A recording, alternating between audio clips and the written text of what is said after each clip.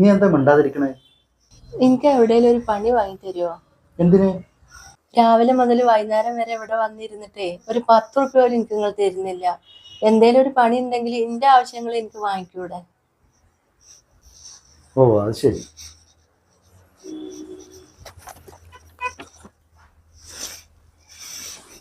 ആ hello, S Bharat അല്ലേ? ആ മിർസ അഫ്സൽ യൂനുസ് ഒക്കെ അറിയാം. ആ അതെ അതെ.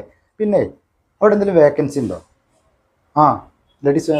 ആ ഓക്കെ ഓക്കെ. അല്ല, വൈഫിന് വേണ്ടിയിട്ടാ. എന്നാൽ ഞാൻ വരാൻ പറയട്ടെ മറ്റന്നാളെ.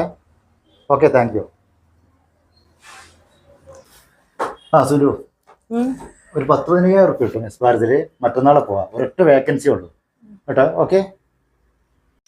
ആര് പോണ്?